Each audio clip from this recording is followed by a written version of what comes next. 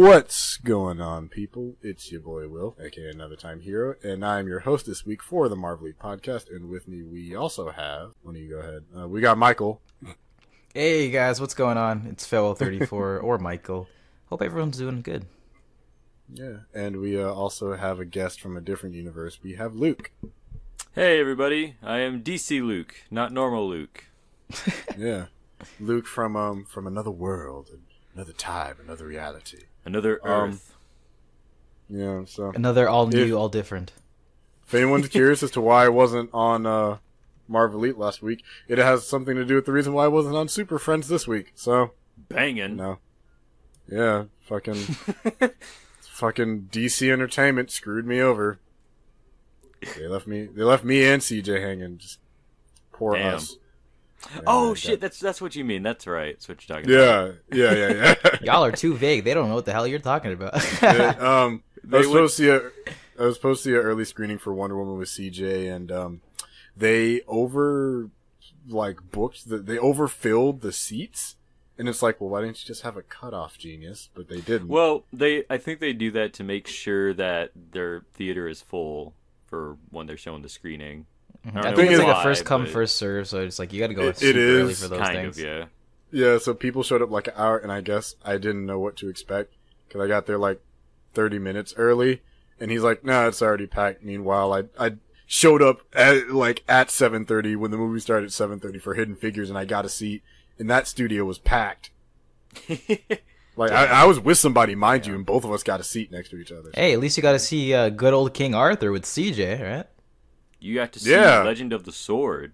Yeah, instead of seeing, hot Amazon goddess fighters on an island filled with bright colors, we got to see grim gray Londinium with Eric Bana with an English accent and an Australian man using the Speed Force. Yeah, and let me tell you, Will, those Amazons, they were pretty banging. Not gonna lie. Right.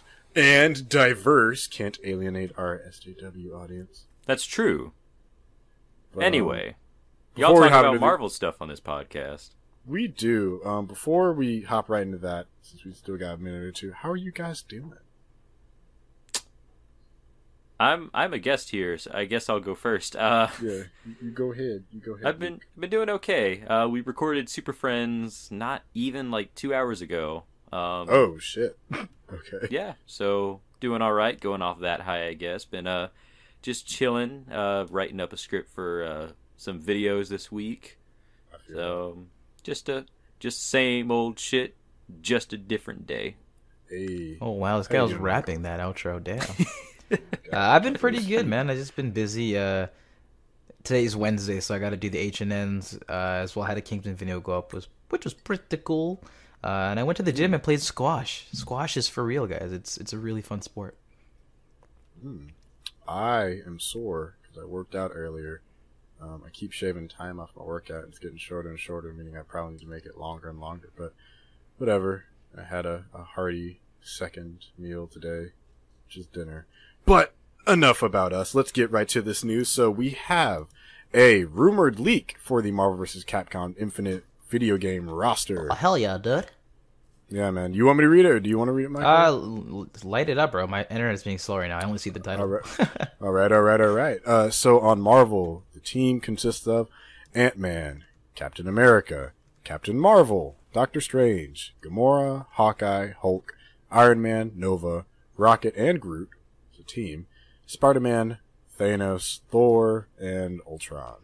Capcom consisting of Arthur, Chris, Chun-Li, Dante, Firebrand, Jeddah, Monster Hunter, Morrigan, Nemesis, Ryu, Spencer, Stratohiryu, and X, and another one. So that is a very interesting lineup. What do we think about the lineup here? So I'll be honest, I'm not even looking too forward to this game. I kind of forgot it was happening. I think when the trailers because we haven't heard anything about it. Yeah, I think when the trailers came out, I got a little hype, but I don't know about that Marvel roster. It's so MCU-y. Is that weird to say? It's you're right. It's a bit boring. Yeah, I was gonna say, when I hear that, I'm like, oh yay. Those are a lot of the people you'd expect.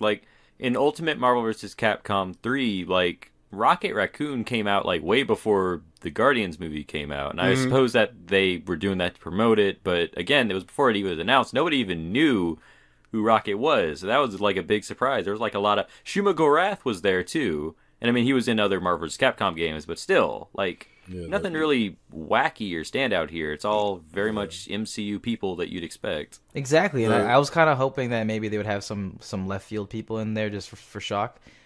Just spice up the game a little bit. I'm guessing they may do that, but it'll be DLC. But the rumor is that this is a launch roster, but even Sigma's not on the list, and he's one of the villains, but he's a DLC character. Yeah, actually, I think Frank West is supposed to be coming. That's a rumor. But it is kind of weird because they have Dante, which I'm happy for, but they don't have Deadpool, which that was like a whole thing in the last. Well, I game mean, again, that just comes down to the whole thing before, like there's no Fox or you know other like Sony characters. Like there's no Venom or anything in this. It's only Spider-Man. Yep. So yeah, that kind of sucks. But hey, who knows? This is again just rumored, leaked set list, whatever. Exactly. So this could change. My thoughts on it though, I'm not too impressed with it. What do you guys think about the Capcom side though? The Capcom side isn't that bad. It's the Monster Hunter's new, I think, but a lot of these are pretty standard. He hasn't been in Ryu, one. Ryu, Strider, Arthur. Will, did you see Akuma on that list at all? He is. I do not see him on this list. Okay, that's a shame because I think he's been in like every Marvel vs. Capcom. Oh, that's unfortunate. Yeah, that's weird that Ryu's here. I don't think Ken is. I think him and Chun-Li are the only Street Fighter characters. Like they've been like consistent, I think, in all the Marvel vs. Capcoms, but Akuma has been too. So that's why we're kind of weirded out that Akuma's not there. Weird. But I mean, the Capcom list seems a little bit more interesting. But yeah, these lists are not necessarily short because that's it's pretty big. That's about I want to say 30. That's about 14, 15 each.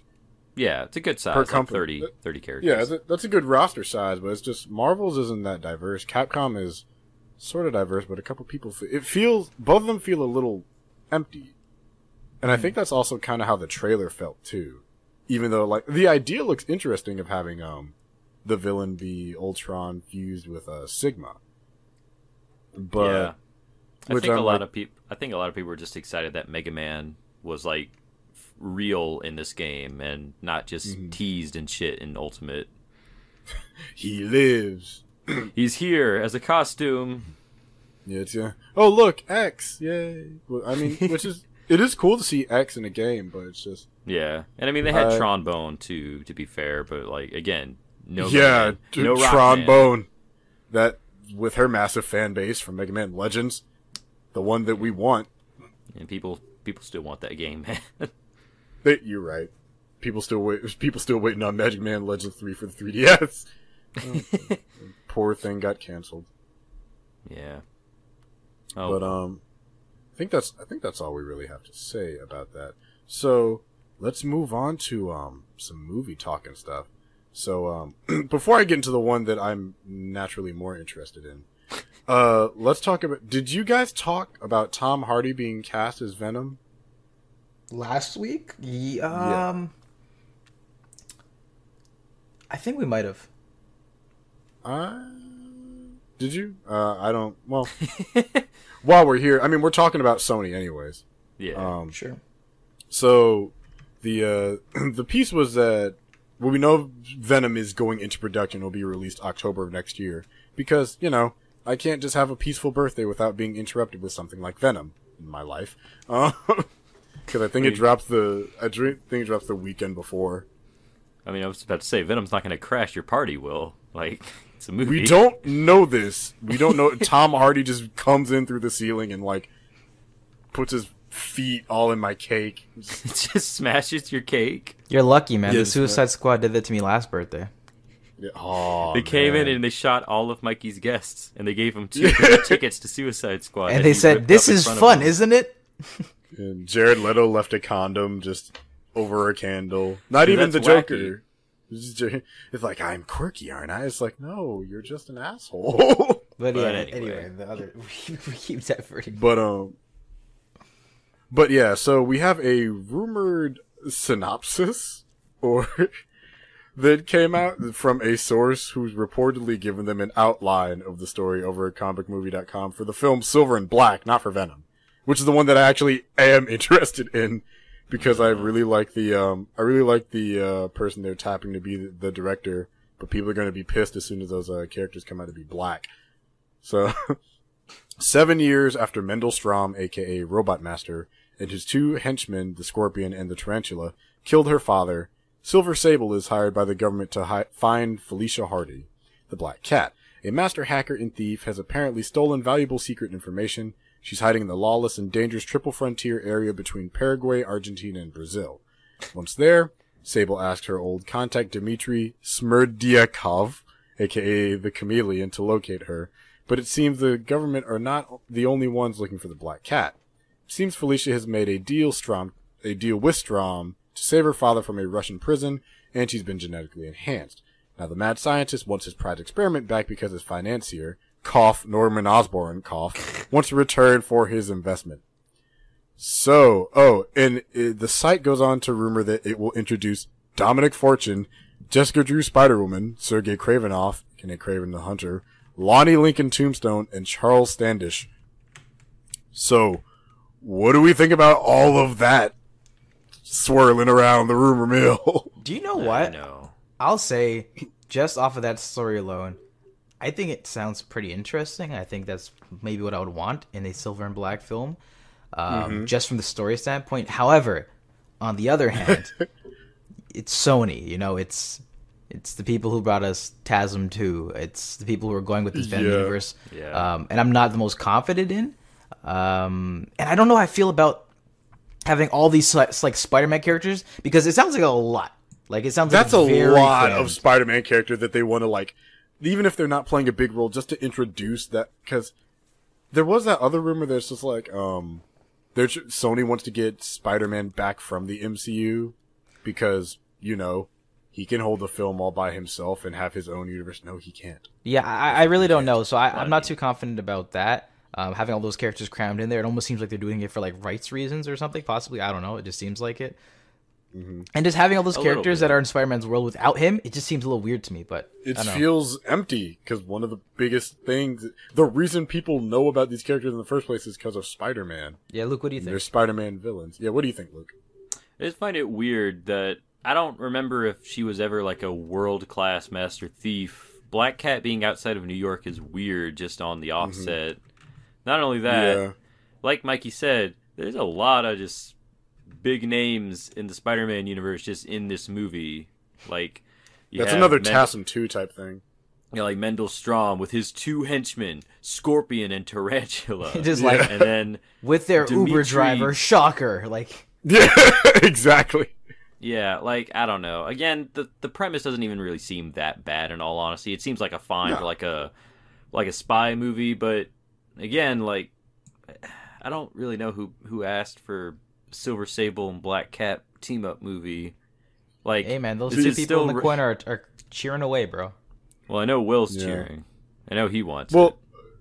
Okay, and the thing is, I mean, I do like Black Cat. I couldn't give less of a shit about Silver Sable. Nobody can. But the reason I actually got interested in this at all is because of the director that they want to tap for it is Gina Prince Bythewood, who ethnic people may know because she's the director of such famous films as Love and Basketball, Beyond the Lights. She did a lot of work on A Different World, the Cosby Show spinoff. Yeah, she's also Bernie Mac show. Upcoming Cloak and Dagger first pilot. She is. She directed the pilot episode, but she did that, Girlfriends, Bernie Mac show, Everybody Hates Chris, just a lot of black things.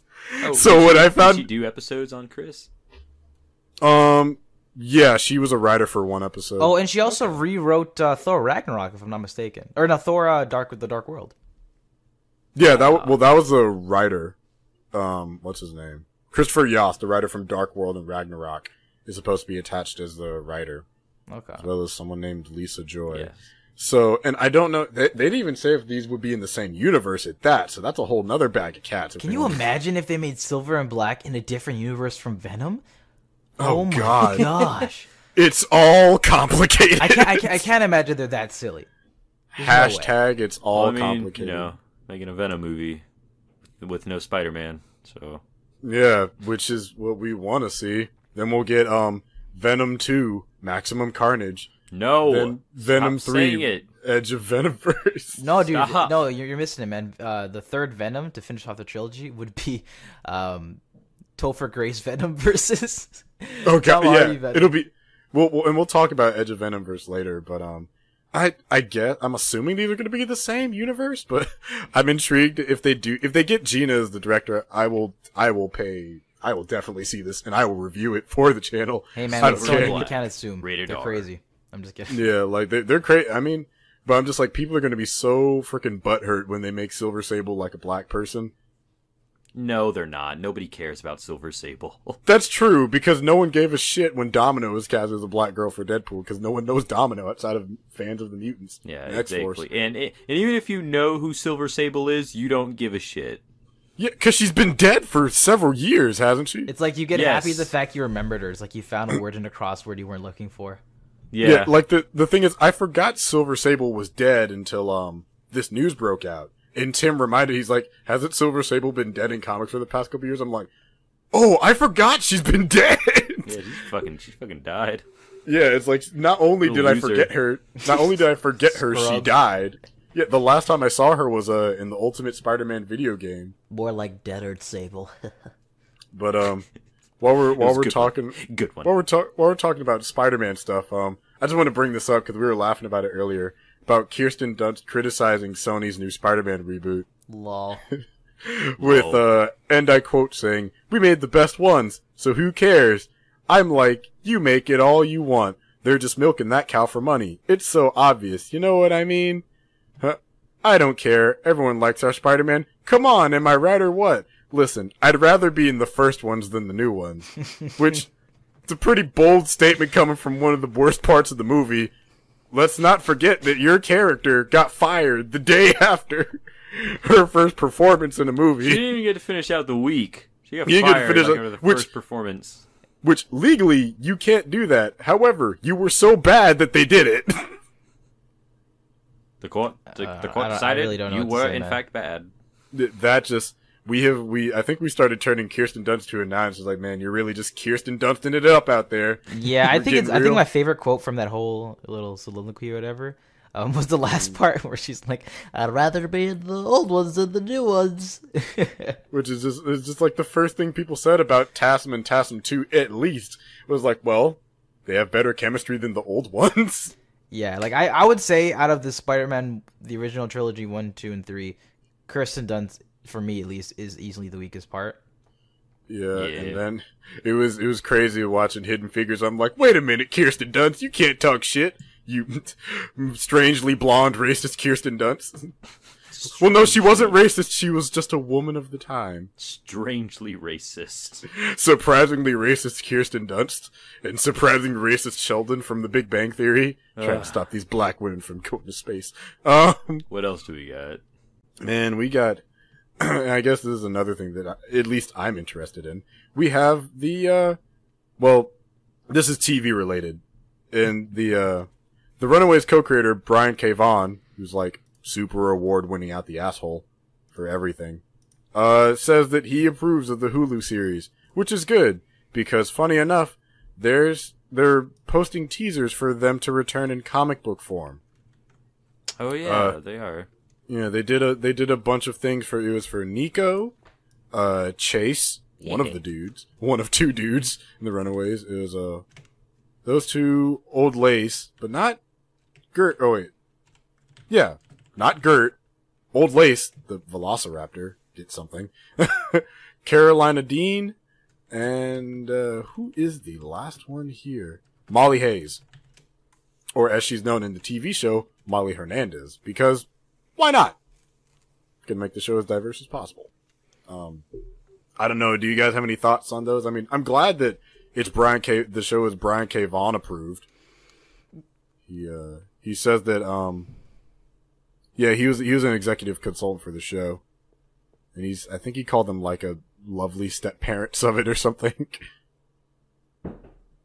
But do you guys have any opinions about, the approval and about the Runaways kind of possibly making a comeback next year? I I'm not too familiar with Runaways, so I can't really say too much. But I guess it's cool that they got the approval of the creator. It's kind of what you want when you're doing an adaptation. Yeah, exactly. I think you got it right there. I'm in the same boat as you, Luke. I'm not too familiar with Runaways. The Runaways. The Runaways. Last episode, I was messing up Black Ball. I kept saying like Black Boot or something. But anyway, yeah, I don't know. I'm kind of whatever about the Runaways. I'm interested to see what they're gonna do with the series. The creator co-signs it, then why not? Let's do it up. Show me some footage. I mean, I'm excited, but that's just because Runaways is like the first comic series, so they'll have a special place to me. So I hope they don't fuck it up. But he says, I think the Runaways found the ideal foster parents in the people from what was it, Gilmore Girls or something. Oh man, but all right. So let's get to some questions, and if we have time, we might do a few more. So our first question is from Andre, who asked Marvelite, how long do you think Tom Holland will stay as Spider-Man since Iron Man, Cap, and Thor movies all end in third installments? Do you think this will change with Spider-Man, and will we get to see plenty of more movies with the Wall Crawler? Well, he's contracted for, I think, 6 movies. So he'll be around till at least 2021, assuming they make a Spider-Man movie every 2 years, which Homecoming 2 got greenlit for 2019, and he'll be in Infinity War. So. Is he contracted for 6 solo movies, or he's just contracted for 6 apperances? He's contracted for 6 appearances and 3 solo movies. Like Sony caught a virus or something. He works for, he's owned by Sony, so Tom Holland is lost between 2 worlds. Like angry parents that just had a divorce and are coming back for the child. So, I mean, if we take this into account, he appeared in Civil War, he's getting his own movie, he's going to be in Infinity War, I think. He is. He's in Avengers 4. Yeah, and then Homecoming 2 is already confirmed. Yeah, it's 6 appearances minimum. I know the deal is 3 solos and 3 up here and like 3 others. Okay. So I mean, if he's contracted for 3 movies, then he's gonna get 3 movies. Yeah, he'll at least be around till 2021. Yeah, I think we'll get like anywhere between minimum, I'd say 6 years out of Holland. I say max 10. Yeah. Yeah, I could say that. God damn it. Yeah, but I think that's about right. All right, so next question is from Kieran, 993443. Kieran, where do those numbers come from, man? I'm curious. Anyways, ask Marvelite, could the general audience lose interest in the Spider-Man movies after having so many different iterations in the past 15 years? Well, apparently Kirsten Dunst is tired of it, so since she made the best ones. I don't know, man. I guess it just depends on what they do different with them. Like, people, I mean, a lot of people seem kind of interested in this new Homecoming movie. I'm not, like, extremely excited personally, just because, I don't know, because, like they said, I've seen, like, a bunch of different Spider-Man iterations in my life. Like, this is the 3rd reboot in my lifespan, so, I mean... Honestly, for me, I'm not fatigued of Spider-Man, but my interest in Homecoming has gone down because of... It's a team-up movie now with Iron Man, and that bothers me. Because you say Spider-Man Homecoming, but all the posters have giant featurettes of Robert Downey Jr. in the Iron Man suit on it. Well, I feel like that's the Sony people more than anything, because they really want to push the fact that Iron Man is in their movie. And that bothers me because I'm like, it's a Spider-Man movie. Spider-Man's one of the top-selling toys and film franchises in the world. He'll make money. You don't need Papa Stark hanging out all the time. There's a funny picture I saw. Yeah, if you want to guarantee profit, you fucking show people Iron Man. Or I don't know, have a cameo. You could have hidden that whole sequence where he saved the boat. That and could then Tony's like, I want to tease see me, that. bro. I'm still mad about that. Man. The third trailer was better than the second one. But I feel like that was a Tom Rothman move, in all honesty. That sounds like a Rothman. Rothman. Rothman, freaking. You got Tommed. Fucking Tom Rothman, Kirsten Dunst star movies. After a while, just gonna be celebrity names as a whole sentence. But yeah, I think some people are fatigued, because I know there's quite a lot of people that aren't going to see it, because they're like, meh, I've seen it once, seen it all. He's young, like, and people are, I think one of the things, people are waiting for Peter Parker to grow up. And that's one of the biggest things in the comics too, is people want Peter Parker to grow up. Sadly, no one's reading Renew Your Vows, which is actually quite a good book.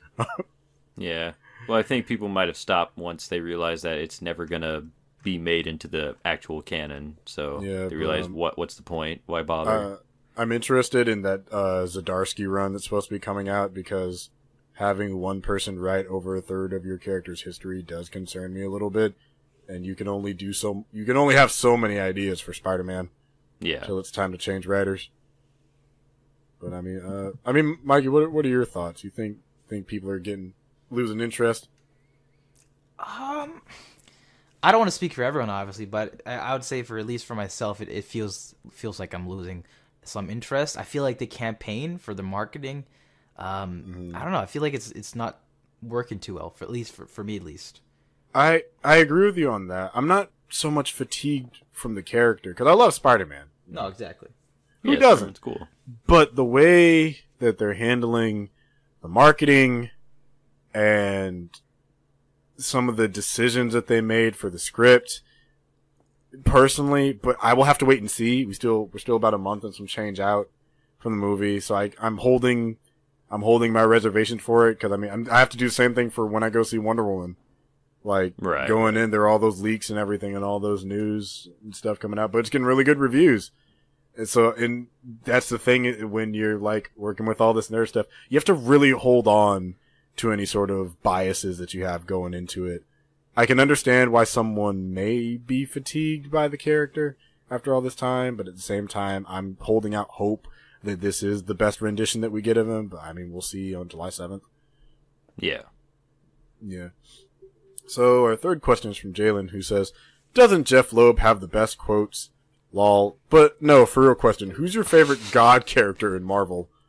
Favorite what? God character? God character, because you got like Living Tribunal, Eternity, the one above all. Tribunal. What's his name? Who's the dude that did, who's the artist? That's my favorite God. Jack Kirby? Yes. Yeah, the one above all, him, yeah.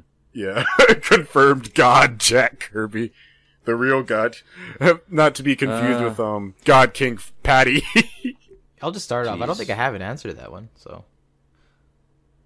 Yeah, that's kind of a hard one. I always like the way Eternity looks. So I guess I like Eternity the best. Because God is like a flippant term in the Marvel universe because you have like Thor, the Watcher, in a sense, one above all, the Celestials. Yeah. Like, it's a really relative term. It doesn't mean much. Yeah, like, I don't know, there's like a really lot of powerful characters, but I'm guessing he means like the big gods, like Eternity and freaking, like Living Tribunal and shit. Yeah. So, I mean, for this, I'd say anything with that uses the title God can work for it. Even, like, Cosmic Spider-Man is a god in a way. Nobody likes Cosmic Spider-Man as the best. That's true, because none of us has said that. Yeah. I think I'll just stick with Eternity. Eternity has a cool look. He does. I'm going with Jack Kirby, and I think, Michael, you're sitting that one out. Yep. So, still got some time. We got a couple more questions we could do. Jacob Benton asked, if you could eliminate one Marvel character from the Marvel Universe, who would it be? I would erase Spider-Gwen. I just really, really hate her. Understandable. There's something to hate. God, there's Superior so Spider-Man. Characters. Really? Yeah, it was a well-written series. I hate the concept of it. It's like, it's kind of like Affleck's Batman. Like, I think it was well acted. I don't like a lot of the choices they made with his writing. Right. Like, they're really good. Superior Spider-Man was really well written, but the direction that he took it with and how he went about doing it was something I didn't like. Personally, if I would have done it, I would have done Superior as like a branch off of One More Day, where instead Aunt May does fucking die and Peter snaps and just goes like freaking assassin Spider-Man mode. That's how I would have done Superior Spider-Man, where he basically is like anti-sympathetic to villains and whatnot. Yeah. He just shoots webbing down their throats until they choke and die. Ooh, that'd be morbid. Yeah, I mean, Assassin Spider-Man just fired bullets out of his wrist, which I think was awesome. he was trained by like the KGB, and he didn't make puns or quips anymore. And Wolverine's like, I missed you when you were funny. Like someone tried to roll up on him. He's having a conversation. He just shoots them with his wrist. I'm like, that was cool. I want to see more of that. Yeah, I think for me, character, I don't know. I think the new Miles, I always go back to that. I just don't like what they're doing with the character. I'm sorry, I sound like a broken record, but no, I agree with you on that. I don't know what he's doing with his writing, man, because he created the character. Now his writing's all over the place. But Luke, did you have one? I think I cut you off. My bad. Bushwhacker. wow. Bushwhacker. He is dumb. I hate him. Who is Bushwhacker? Hold on.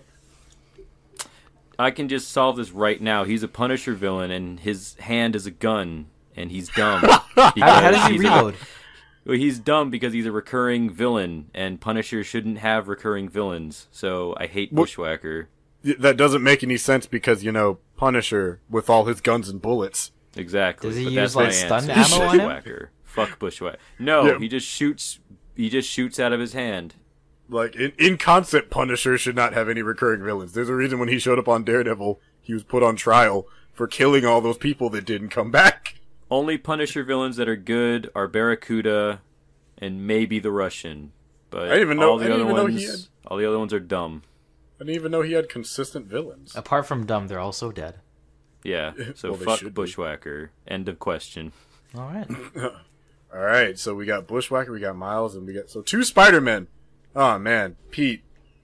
Come on. Get your shit together, mate. Stop dying. But, I think that's gonna be us for this week on the Marvelite podcast. Marvelite, whatever. Marvel, whatever. And, so Luke, where can people find you on the interwebs? I am on Twitter at Baron_Zemo1. Alright. Michael, where can people find you all across the interwebs? Yeah, you guys can find me over at Failwell34 on my YouTube channel, my Twitter, and my Instagram.